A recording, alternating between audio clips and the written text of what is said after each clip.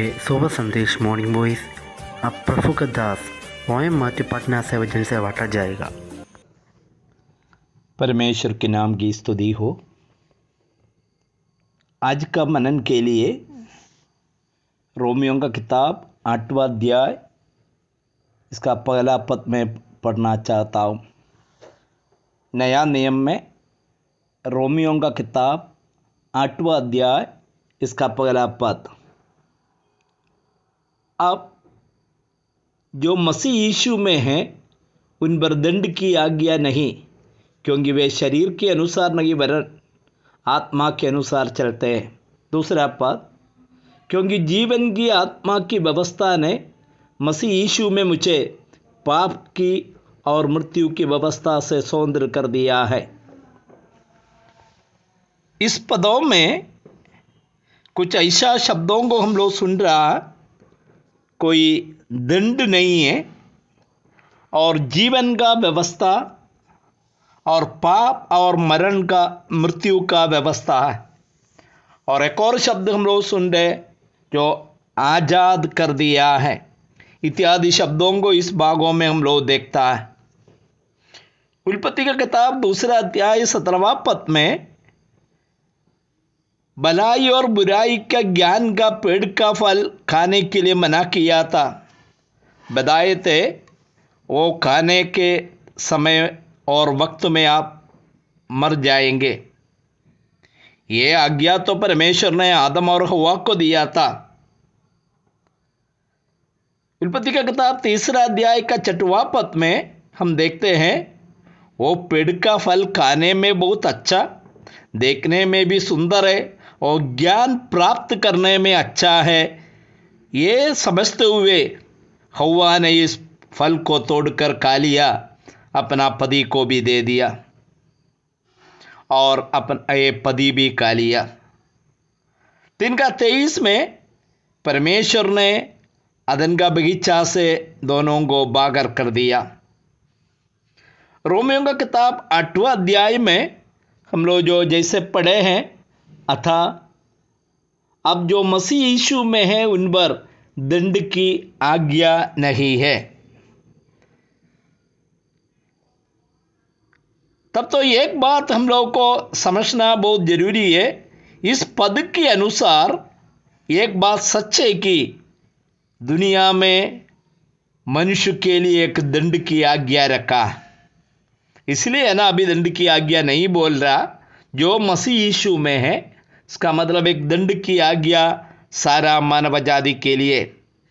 अभी मुझे और आपको समझने का बात क्या है कि ये दंड पाने का जो कारण क्या है। उत्पत्ति का किताब में हम लोग पढ़े हैं परमेश्वर ने खाने के लिए मना किया हुआ फल आदम हव्वा ने खा लिया, जिसका परिणाम क्या हो गया, जो मृत्यु उनका अंदर में आया। बाइबल जो मृत्यु के लिए इसी प्रकार जो जवाब दे रहा है उसका जो मीनिंग बताता है वो अलग होना, अंग्रेजी में कहते हैं सेपरेशन।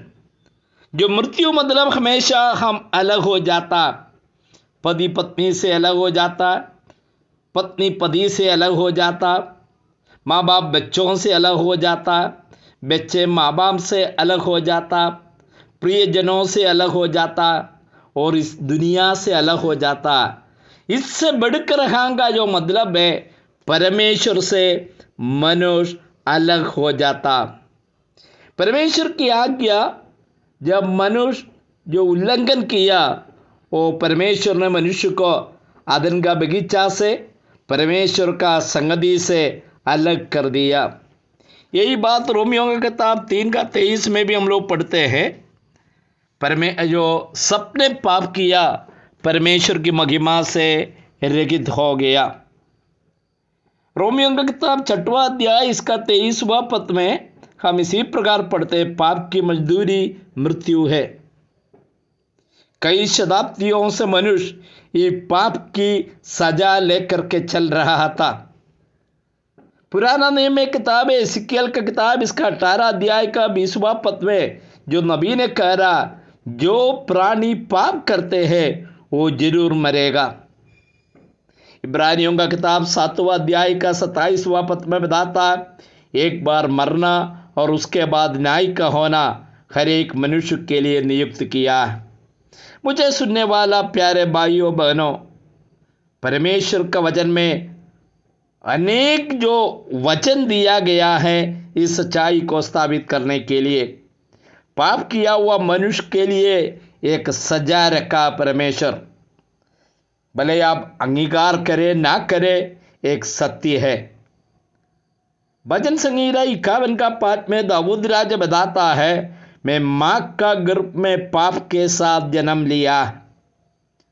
जो माँ का कोख में जो जन्म लिया है, पाप के साथ जन्म लिया। इसका मतलब क्या है? एक एक बच्चा इस संसार में जन्म लेता है, पाप के साथ जन्म लेता। सुनने में अच्छा नहीं लगता होगा, लेकिन बाइबल वही बात बताता। तब तो एक बात हम अंगीकार करना है कि हर एक मनुष्य पापी है और मैं भी पापी है। पापी मनुष्य परमेश्वर से हमेशा के लिए दूर चले गया। अब ये सवाल यही है, इस पाप से मुक्ति पाने के लिए मुझे क्या करना है? लोग बहुत पूजा पाठ करते हैं, तीर्थाटन करते हैं, त्योहार मनाता है, वो नामधारी मसीहों के बीच में भी होता है, अन्य जो धर्म में भी होता है, सब कुछ कर रहा, लेकिन मनुष्य के लिए पाप क्षमा नहीं मिला।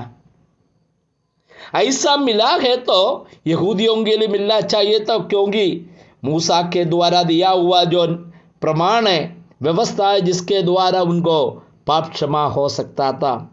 लेकिन मैं मेरा संदेश समाप्त करने से पहले ये बात बताना चाहता, मनुष्यों का प्रयत्नों से, कार्यों से पाप से मुक्ति हो नहीं सकता। इसलिए परमेश्वर खुद मनुष्य बनकर के आया, साधारण मनुष्य के रूप में, पाप रहित मनुष्य के रूप में इस संसार में जीवित किया। सारा मनुष्य का पाप अपने ऊपर लेकर यीशु मसीह ने हम मरने के जगह पर, मेरे बदले, मेरे जगह पर क्रूस पर अपना जान दे दिया। मैं तो मरना था, लेकिन प्रभु ने मरा, अपना मृत्यु हुआ है और तीसरा दिन मरे हुओं से जी उठा, आज स्वर्ग में विराजमान है। उस प्रभु यीशु मसीह पर विश्वास करने के द्वारा पाप की सजा से आप मुक्त हो जाएंगे। यही आज का संदेश का सारांश है। यूहन्ना रचित समाचार 8 का 32 में बताता है, आप सत्य को जानेंगे और सत्य आपको स्वतंत्र करेंगे। मुझे सुनने वाला हर एक भाई लोग इस सच्चाई को समझे, प्रभु यीशु मसीह को उद्धारकर्ता के रूप में स्वीकार करे और जीवन धन्य हो जाए। यही हमारी आशा है, प्रार्थना। प्रभु आप सबको सहायता करे। प्रभु के नाम की स्तुति हो। आमीन।